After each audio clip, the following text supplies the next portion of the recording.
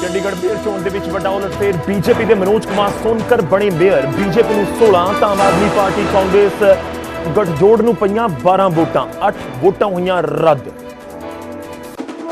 आम आदमी पार्टी के कांग्रेस के वालों चंडीगढ़ नगर निगम दफ्तर दे विच जबरदस्त हंगामा हाउस के बाहर धरने ते बैठे कई कौंसलर्स दे छलके हंजू। आम आदमी पार्टी ने किया हाईकोर्ट दर्ज।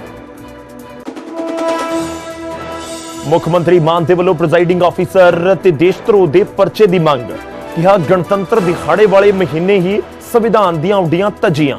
बीजेपी ते मेयर दी चोण लुट्टण दे लगाए इल्जाम। आम आदमी पार्टी ते कांग्रेस दे वालों लगाए गए इल्जामां ते प्रिजाइडिंग ऑफिसर दा बयान। न्यूज़ 18 ते बोले अनिल मसीह कहा कानून के मुताबिक करवाई गई पूरी चोण। आम आदमी पार्टी ते कांग्रेस ने चोण दे विच दखल देण दी कीती सी कोशिश। मेयर चोण के बहाने जेपी नड्डा का इंडिया गठजोड़ ते निशाना। बोले अलायंस अपनी पहली चोण ही बीजेपी तो हारिया, उन्हां दी केमिस्ट्री नहीं कर रही।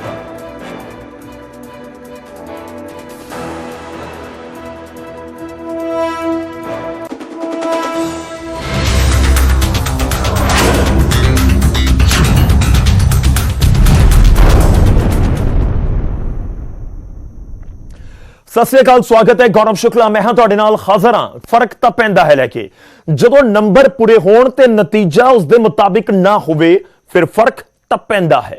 चंडीगढ़ मेयर रिएक्शन का असीं जिक्र कर रहे हैं और अरविंद केजरीवाल इस दे उत्ते प्रेस कॉन्फ्रेंस कर रहे हैं। सीधा रुख करदे हां उन्हां दी प्रेस कॉन्फ्रेंस।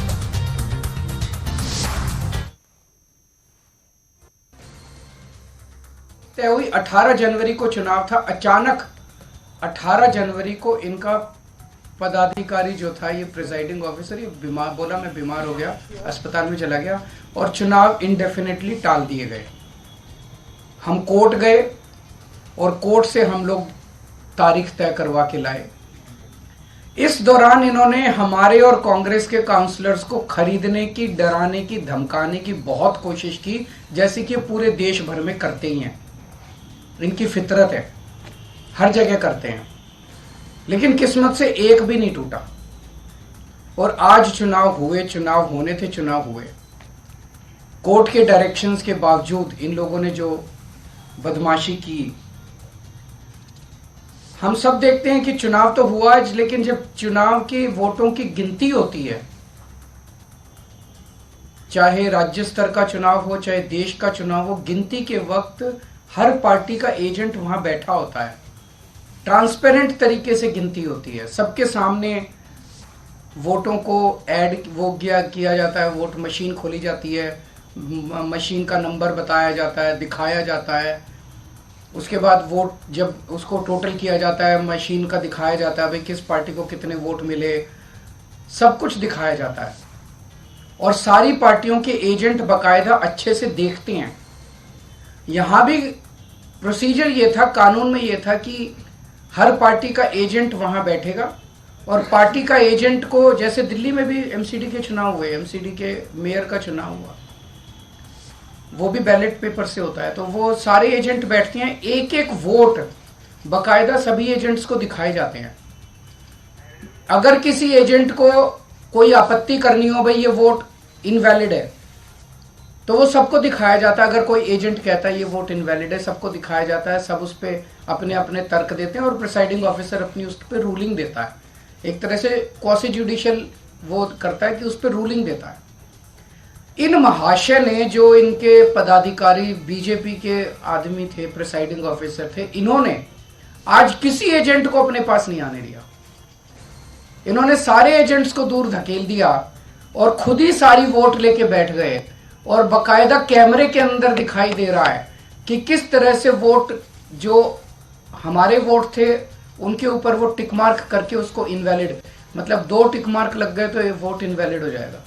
वो टिक मार्क करके इनवैलिड करते जा रहे हैं और फिर नीचे साइन कर रहे हैं। कुछ वोट पे मात्र साइन कर रहे हैं और कुछ वोट पे एक टिक मार्क और लगा रहे हैं। वो साफ साफ वीडियो में दिखाई दे रहा है। तो 36 वोट पड़ने थे, 36 में 16 इनके थे, 20 हमारे थे, 16 इनके पड़ गए, 16 इनके पक्ष में पड़े। 20 में से 8 वोट जो हमारे थे, वो 8 वोट इन्होंने कैंसिल कर दिए, इनवैलिड डिक्लेयर कर दिए। यानी कि 36 में से 8 वोट मतलब 25% वोट इनवैलिड डिक्लेयर कर दिए। ये कौन सा चुनाव हुआ? पिछले साल जब चुनाव हुए थे तो हमारा 1 वोट इनवैलिड डिक्लेयर हुआ था।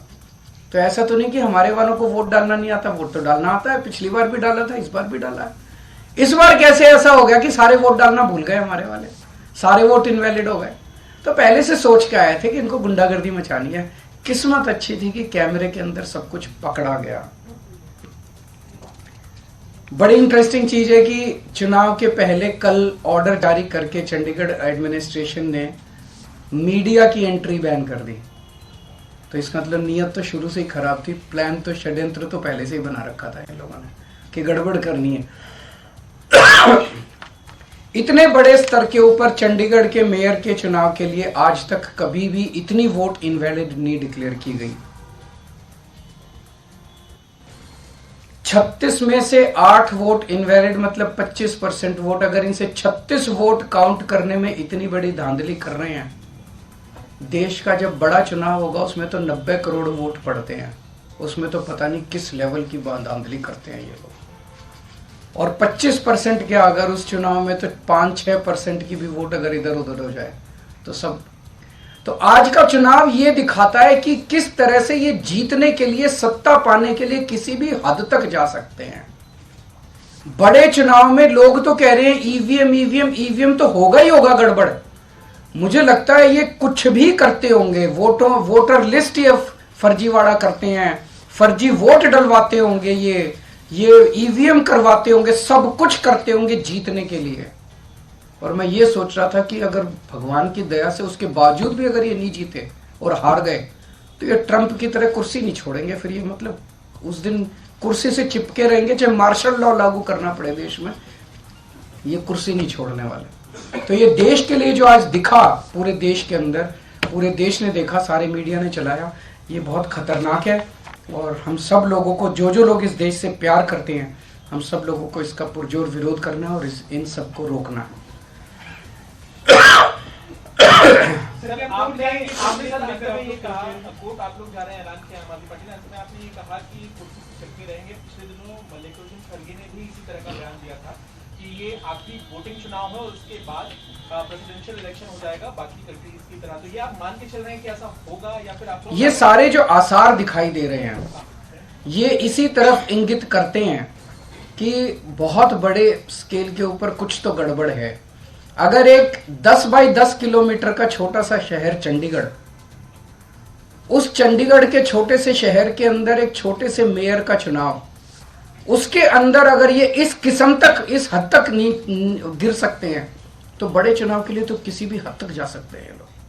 सर, तो आप इस बात का समर्थन कर रहे हैं कि ईवीएम जो है उसमें भी अब गड़बड़ी करने की सरकार? देखिए, अभी जो कई सारे मैंने देखे हैं वीडियोस, कई सारे, उसके ऊपर एक दिन अलग से चर्चा कर सकते हैं। इसके अलावा इंडिया गठबंधन को लेकर आगे भविष्य में सीट शेयरिंग को लेकर भी चर्चा चल रही है और आप भी लोकसभा चर्चा अच्छी चल रही है और बहुत जल्दी मुझे लगता है।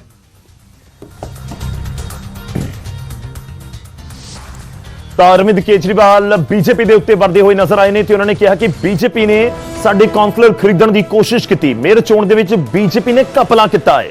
ਤਾਂ ਚੰਡੀਗੜ੍ਹ ਦੇ ਇਲੈਕਸ਼ਨ ਨੂੰ ਲੈ ਕੇ ਇਸ ਸਮੇਂ ਆਮ ਆਦਮੀ ਪਾਰਟੀ ਬੀਜੇਪੀ ਦੇ ਉੱਤੇ ਹਮਲਾਵਰ ਹੈ।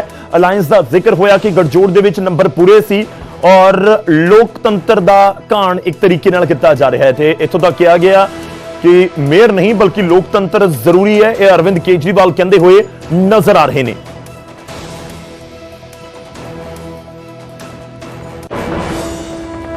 ਆਮ ਆਦਮੀ ਪਾਰਟੀ ਚੰਡੀਗੜ੍ਹ ਦੇ ਮੇਅਰ ਇਲੈਕਸ਼ਨ ਦੇ ਵਿੱਚ ਹੋਏ ਹੰਗਾਮੇ ਤੋਂ ਬਾਅਦ ਬੀਜੇਪੀ ਦੇ ਉੱਤੇ ਹਮਲਾਵਰ ਹੈ।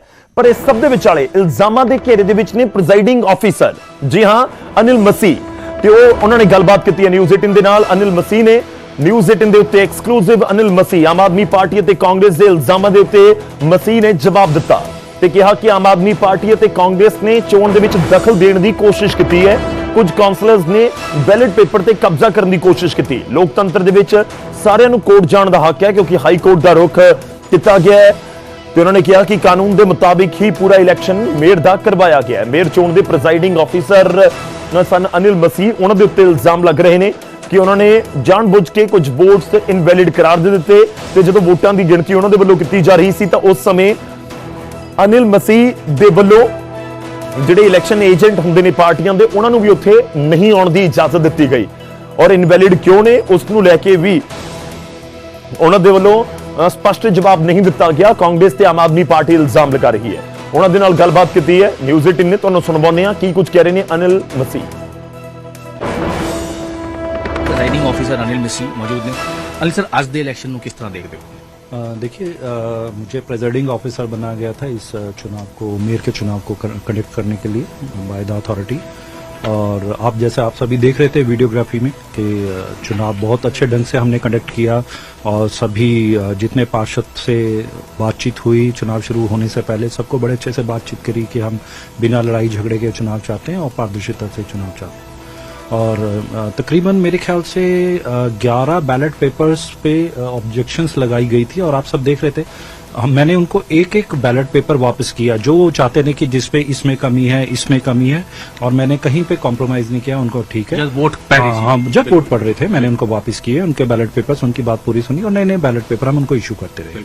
चुनाव हुआ, वोट ऑफ काउंटिंग हुआ जिसमें मेरे ख्याल से 16 votes voted to the Manoj ji, Manoj Sonkar of party और 12 बीजेपी और 12 वोटें उनको पड़ी हैं अपना आपके कुलदीप जी को और 8 वोटें इनवैलिड थी। और वो सारा जो बाय एक्ट है, बाय लॉज हैं जो एमसी के, उसके तहत ये सारे चुनाव हुए और बस ठीक है, जो उसका रिजल्ट हमने डिक्लेयर कर दिया। लेकिन उसके बाद आप पार्टी के कुछ मेरे ख्याल से एक मनोहर थे, प्रेमलता थी, कोई काउंसलर थे, हाँ, और उन्होंने आकर जो बैलेट पेपर्स पे कब्जा किया और बैलेट पेपर्स को फाड़ा भी है, शायद फाड़ने की कोशिश की। और जब बैलेट पेपर्स फिर वो जो पुलिस के द्वारा नियुक्त मार्शल्स थे और उन्होंने वो बैलेट पेपर्स उनसे छुड़वाए और उन्होंने पूरा एक प्रक्रिया को दखलंदाजी, प्रेसिडिंग ऑफिसर की प्रक्रिया को खराब करने की कोशिश करी, उसके पूरे इलेक्शन प्रोसेस में इंटरफेयर करने की कोशिश करी। और मेरी तरफ से जो being a presiding officer what I have to do I have done. एक लास्ट सवाल है कि एलिगेशन जरूर लगाई कि मैं देखिए, लोकतंत्र में सबको अपनी बात कहने और रखने का अधिकार। तो आपको लगता है कि पूरी तरह से ट्रांसपेरेंट? देखिए, मैंने वो जो आपको मैंने अपनी जितनी बात रखी उसमें सारी बात वो कवर हो गई है। धन्यवाद। लेकिन जो वीडियोग्राफी हुई है किस तरह से देखते हैं? नहीं, एलिगेशन जो लगा है मैंने कोई वीडियोग्राफी अभी तक देखा ही नहीं। I have not seen any videography. मैंने कोई तो आप किसी तरह से, क्योंकि अब कोर्ट जा चुके हैं, वो कोर्ट में देखिए, हिंदुस्तान में डेमोक्रेसी है, सबको अपनी बात रखने का, कोर्ट में कहीं भी जाने का। जो पीसी हुई है अभी राघव चड्ढा और पवन बंसल की, उन्होंने कहा कि अनिल मसीह पर मामला दर्ज होना चाहिए, साफ साफ जो है वो धक्का। देखिए, लोकतंत्र है, किसी के खिलाफ कहीं भी जाके कंप्लेंट करे, मैं उसमें क्या टिप्पणी कर सकता हूँ। Thank you. बिल्कुल ਸਾਡੇ ਨਾਲ ਅਨਿਲ ਮਸੀਹ ਪ੍ਰੈਸਾਈਡਿੰਗ ਆਫਿਸਰ ਸੀਗੇ, ਉਹਨਾਂ ਵੱਲੋਂ ਪੂਰਾ ਇਹ ਪ੍ਰੋਸੈਸ ਜਿਹੜਾ ਹੈਗਾ ਉਹ ਕੀਤਾ ਗਿਆ ਤੇ ਕਈ ਚੀਜ਼ਾਂ ਨੂੰ ਲੈ ਕੇ ਐਲੀਗੇਸ਼ਨ ਲੱਗਿਆ, ਕਈ ਚੀਜ਼ਾਂ ਨੂੰ ਲੈ ਕੇ ਧੱਕਾ ਜਿਹੜਾ ਹੈਗਾ ਉਹਦੇ ਵੀ ਇਲਜ਼ਾਮ ਲੱਗੇ ਤੇ ਹੁਣ ਦੇਖਣਾ ਹੋਵੇਗਾ ਕਿ ਇਹਦੇ ਵਿੱਚ ਕੋਰਟ 'ਚ ਕਿਸ ਤਰ੍ਹਾਂ ਦੇ ਐਲੀਗੇਸ਼ਨ ਜਿਹੜੇ ਲਾਏ ਗਏ ਨੇ, ਉਹਦੇ ਵਿੱਚ ਪਟੀਸ਼ਨ ਪਾਈ ਗਈ ਹੈ, ਕਿਸ ਤਰ੍ਹਾਂ ਦੀ ਚੀਜ਼ਾਂ ਨਿਕਲ ਕੇ ਸਾਹਮਣੇ ਆਉਂਦੀ ਹੈ। ਚੰਡੀਗੜ੍ਹ ਤੋਂ ਕੈਮਰਾਮੈਨ ਵਿਨੋਦ ਕੁਮਾਰ ਨਾਲ ਮਨੋਜ ਰਾਠੀ, ਨਿਊਜ਼ 18। ਤਾਂ ਅਨਿਲ ਮਸੀਹ ਦੇ ਉੱਤੇ ਇਲਜ਼ਾਮ ਲਗਾਏ ਜਾ ਰਹੇ ਨੇ ਕਿ ਉਹਨਾਂ ਦੇ ਵੱਲੋਂ ਪਾਰਦਰਸ਼ਿਤਾ ਨਹੀਂ ਰੱਖੀ ਗਈ ਔਰ ਇਨਵੈਲਿਡ ਜਿਹੜੇ ਵੋਟ ਦਿੱਤੇ ਗਏ ਆ, ਕਹਿ ਦਿੱਤੇ ਗਏ 8, ਉਹਨਾਂ ਨੂੰ ਲੈ ਕੇ ਪੂਰਾ ਬਵਾਲ ਹੋ ਰਿਹਾ ਹੈ। ਇਸ ਸਭ ਦੇ ਵਿਚਾਲੇ ਅਨਿਲ ਮਸੀਹ ਨੂੰ ਤੁਸੀਂ ਸੁਣਿਆ ਤੇ ਉਹ ਕਹਿ ਰਹੇ ਨੇ ਕਿ ਪੂਰੀ ਟਰਾਂਸਪੇਰੈਂਸੀ ਯਾਨੀ ਪਾਰਦਰਸ਼ਿਤਾ ਦੇ ਨਾਲ ਪੂਰਾ ਇਲੈਕਸ਼ਨ ਕਰਵਾਇਆ ਗਿਆ। ਹੁਣ ਕੋਰਟ ਦੇ ਵਿੱਚ ਕੀ ਹੁੰਦਾ ਉਹ ਦੇਖਣਾ ਹੋਏਗਾ। ਪਰ ਚੰਡੀਗੜ੍ਹ ਮੇਅਰ ਚੋਣਾਂ ਦੇ ਉੱਤੇ ਵਿਵਾਦ ਆਸਾਨੀ ਦੇ ਨਾਲ ਥੰਮਣ ਵਾਲਾ ਤਾਂ ਨਹੀਂ ਹੈ। ਆਮ ਆਦਮੀ ਪਾਰਟੀ ਕਾਂਗਰਸ ਨੇ ਦੁਬਾਰਾ ਚੋਣ ਕਰਵਾਉਣ ਦੀ ਮੰਗ ਕੀਤੀ ਹੈ। ਆਮ ਆਦਮੀ ਪਾਰਟੀ ਦੇ ਰਾਜ ਸਭਾ ਮੈਂਬਰ ਰਾਘਵ ਚੱਡਾ ਤੇ ਕਾਂਗਰਸ ਦੇ ਸਾਬਕਾ ਐਮਪੀ ਪਵਨ ਬੰਸਲ ਨੇ ਮੇਅਰ ਚੋਣਾਂ ਦੇ ਨਤੀਜਿਆਂ ਤੋਂ ਬਾਅਦ ਸਾਂਝੀ ਪ੍ਰੈਸ ਕਾਨਫਰੰਸ ਕੀਤੀ ਅਤੇ ਚੰਡੀਗੜ੍ਹ ਮੇਅਰ ਚੋਣਾਂ ਨੂੰ ਸਿਰੇ ਤੋਂ ਨਕਾਰ ਦਿੱਤਾ ਅਤੇ ਬੀਜੇਪੀ ਤੇ ਲੋਕਤੰਤਰ ਦਾ ਕਤਲ ਕਰਨ ਦਾ ਇਲਜ਼ਾਮ ਲਗਾਇਆ। पंजाब हरियाणा हाईकोर्ट के द्वारा अपॉइंटेड एक रिटायर्ड हाईकोर्ट जज को प्रिसाइडिंग अफसर बनाकर पूरे इलेक्शन प्रक्रिया फिर से कराई जाए। ਉੱਥੇ ਕਾਂਗਰਸ ਦੇ ਸਾਬਕਾ ਐਮਪੀ ਪਵਨ ਬੰਸਲ ਨੇ ਬੀਜੇਪੀ ਤੇ ਰਾਜਨੀਤਿਕ ਸਾਜ਼ਿਸ਼ ਘੜਨ ਦੇ ਇਲਜ਼ਾਮ ਜੜੇ ਨੇ। ये अच्छा नहीं लगता कहते हुए, लेकिन ये सत्य है, ये सच्चाई है, हमें कहना होगा कि इस वक्त उस मेयर को माना नहीं जा सकता। मेयर एक साजिश के तहत है, देशद्रोह जैसे कहा राघव जी ने, वो सचमुच एक देशद्रोह है। ਇਸ ਵਿਚਾਲੇ ਮੇਅਰ ਚੋਣਾਂ ਦੇ ਬਹਾਨੇ ਬੀਜੇਪੀ ਦੇ ਕੌਮੀ ਪ੍ਰਧਾਨ ਜੇਪੀ ਨੱਡਾ ਨੇ ਇੰਡੀਆ ਅਲਾਈਅੰਸ ਦੇ ਉੱਤੇ ਤੰਜ ਕੱਸਿਆ ਤੇ ਕਿਹਾ ਕਿ ਆਪ ਅਤੇ ਕਾਂਗਰਸ ਦੀ ਕੈਮਿਸਟਰੀ ਕੰਮ ਨਹੀਂ ਕਰ ਰਹੀ। ਵਾਰ ਪਲਟਵਾਰ ਦਾ ਦੌਰ ਜਾਰੀ ਹੈ ਪਰ ਇਸ ਸਭ ਦੇ ਵਿਚਾਲੇ ਮੁੱਖ ਮੰਤਰੀ ਭਗਵੰਤ ਸਿੰਘ ਮਾਨ ਵੀ ਸਾਹਮਣੇ ਆਏ, ਪ੍ਰੈਸ ਕਾਨਫਰੰਸ ਕੀਤੀ ਤੇ ਉਹਨਾਂ ਦੇ ਨਿਸ਼ਾਨੇ ਦੇ ਉੱਤੇ ਵੀ ਭਾਰਤੀ ਜਨਤਾ ਪਾਰਟੀ ਸੀ ਤੇ ਸੀਐਮ ਨੇ ਕਿਹਾ ਕਿ ਅੱਜ ਦਾ ਦਿਨ ਲੋਕਤੰਤਰ ਦੇ ਲਈ ਕਾਲਾ ਦਿਨ ਹੈ। ਗਣਰਾਜ ਦਿਹਾੜੇ ਵਾਲੇ ਮਹੀਨੇ ਹੀ ਸੰਵਿਧਾਨ ਦੀਆਂ ਧੱਜੀਆਂ ਉਡਾਈਆਂ ਗਈਆਂ ਨੇ। ਮੇਅਰ ਚੋਣਾਂ ਨੂੰ ਬੀਜੇਪੀ ਨੇ ਲੁੱਟਿਆ ਹੈ। ਇਹ ਮੁੱਖ ਮੰਤਰੀ ਭਗਵੰਤ ਮਾਨ ਨੇ ਕਿਹਾ ਤੇ ਉਹਨਾਂ ਨੇ ਕਿਹਾ ਕਿ ਅਨਿਲ ਮਸੀਹ ਬੀਜੇਪੀ ਦੇ ਮਾਈਨੋਰਿਟੀ ਵਿੰਗ ਦੇ ਨਾਲ ਜੁੜੇ ਹੋਏ ਨੇ ਤੇ ਬੀਜੇਪੀ ਨੇ 36 ਵੋਟ ਗਿਣਨ ਦੇ ਵਿੱਚ ਹੀ ਘੁਟਾਲਾ ਕਰ ਦਿੱਤਾ। ਅਨਿਲ ਮਸੀਹ ਤੇ ਦੇਸ਼ ਧਰੋਹ ਦਾ ਪਰਚਾ ਦਰਜ ਹੋਣਾ ਚਾਹੀਦਾ ਹੈ। ਮੇਅਰ ਨੂੰ ਚੁਣਿਆ ਨਹੀਂ ਗਿਆ, ਸੀਟ ਦੇ ਉੱਤੇ ਬਿਠਾਇਆ ਗਿਆ ਹੈ। ਅਨਿਲ ਮਸੀਹ ਦਾ ਕਾਲ ਰਿਕਾਰਡ ਸਾਹਮਣੇ ਆਉਣਾ ਚਾਹੀਦਾ ਹੈ, ਇਹ ਵੀ ਸੀਐਮ ਕਹਿੰਦੇ ਹੋਏ ਨਜ਼ਰ ਆਏ।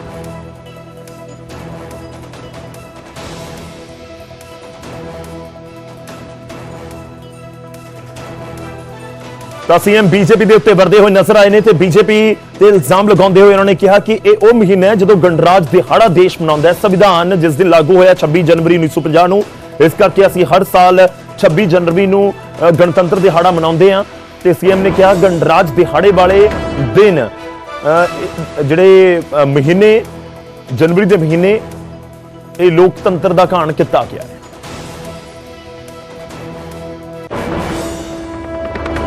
30 वोट गिनने में बीजेपी घोटाला कर रही है। भाई साहब 90 करोड़ वोट कैसे गिने जाएंगे? 90 करोड़ वोट गिनने में कितना घोटाला होगा? अगर देखो बहुत सी विपक्ष की पार्टियां हैं जो बेल्ट पेपर की मांग कर रही हैं, तो बेल्ट पेपर ऐसे गिने जाया करेंगे, वे तो बेल्ट पेपर लेके भाग जाया करेंगे। समझ ये नहीं आती, एक छोटे से शहर को अगर ये बर्दाश्त नहीं कर सकते कोई विपक्षी पार्टी जीत जाए, तो 24 की देश की इलेक्शन का क्या होगा? चिंता मुझे इस बात की है। कौन है ये?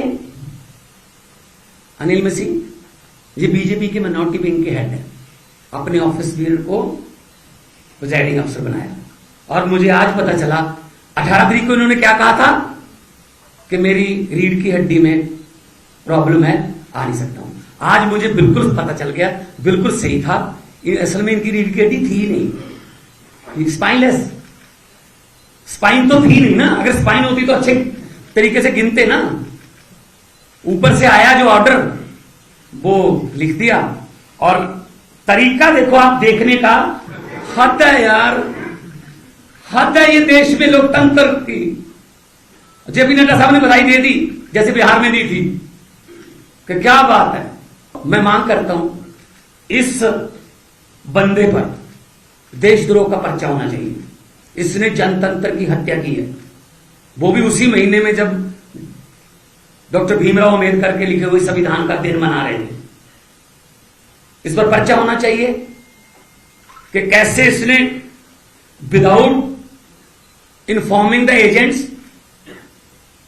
बुलाए भी नहीं, पिछली बार बुलाए थे, इस बार तो एजेंट भी नहीं बुलाए। ਤਾਂ ਖੂਬ ਹੰਗਾਮਾ ਹੁੰਦਾ ਹੋਇਆ ਨਜ਼ਰ ਆਇਆ ਚੰਡੀਗੜ੍ਹ ਮੇਅਰ ਚੋਣ ਦੇ ਇਲੈਕਸ਼ਨ ਦੇ ਵਿੱਚ। ਪਰ ਇਸ ਸਭ ਦੇ ਵਿਚਾਲੇ ਬੀਜੇਪੀ 16 ਵੋਟਾਂ ਦੇ ਨਾਲ ਚੋਣ ਜਿੱਤਣ ਦੇ ਵਿੱਚ ਕਾਮਯਾਬ, ਮੇਅਰ ਇਲੈਕਸ਼ਨ ਜਿੱਤਣ 'ਚ ਕਾਮਯਾਬ ਜ਼ਰੂਰ ਹੋਈ ਹੈ। ਹੁਣ ਅਦਾਲਤ 'ਚ ਜਾਂਦਾ ਪੂਰਾ ਮਾਮਲਾ ਕੀ ਹੁੰਦਾ ਹੈ ਉਹ ਦੇਖਣਾ ਹੋਵੇਗਾ। ਅੱਗੇ ਵਧਦੇ ਹਾਂ ਤੇ ਗੱਲ ਰਾਹੁਲ ਗਾਂਧੀ ਦੀ। ਕਾਂਗਰਸੀ ਆਗੂ ਰਾਹੁਲ ਗਾਂਧੀ ਦੀ ਭਾਰਤ ਜੋੜੋ ਨਿਆਂ ਯਾਤਰਾ ਬਿਹਾਰ ਦੇ ਸੀਮਾਂਚਲ ਦੇ ਵਿੱਚ ਪਹੁੰਚੀ, ਜਿੱਥੇ ਰਾਹੁਲ ਠੇਠ ਦੇਸੀ ਅੰਦਾਜ਼ ਦੇ ਵਿੱਚ ਨਜ਼ਰ ਆਏ। ਸਿਰ ਦੇ ਉੱਤੇ ਪਰਨਾ ਬੰਨ ਕੇ ਅਤੇ ਮੰਜੇ ਤੇ ਬੈਠ ਕੇ ਰਾਹੁਲ ਨੇ ਕਿਸਾਨਾਂ ਦੇ ਨਾਲ ਗੱਲ ਕੀਤੀ। ਰਾਹੁਲ ਗਾਂਧੀ ਨੇ ਪੁਰਨੀਆ ਦੇ ਵਿੱਚ ਕਿਸਾਨਾਂ ਦੀਆਂ ਸਾਰੀਆਂ ਸਮੱਸਿਆਵਾਂ ਦੇ ਲਈ ਮੋਦੀ ਸਰਕਾਰ ਨੂੰ ਜ਼ਿੰਮੇਵਾਰ ਦੱਸਿਆ। से जमीन ली जाती है, अदानी जी जैसे बड़े बड़े उद्योगपतियों को फ्री में तोहफे जैसे गिफ्ट में दी जाती है। ਰਾਹੁਲ ਗਾਂਧੀ ਨੇ ਕਿਸਾਨਾਂ ਦੇ ਹੱਥ ਦੀ ਕੁੱਲੜ ਦੇ ਵਿੱਚ ਚਾਹ ਵੀ ਪੀਤੀ। ਇਸ ਤੋਂ ਬਾਅਦ ਹੋਟਲ ਦੇ ਵਿੱਚ ਆਰਾਮ ਕਰਨ ਦੇ ਲਈ ਰਵਾਨਾ ਹੋ ਗਏ।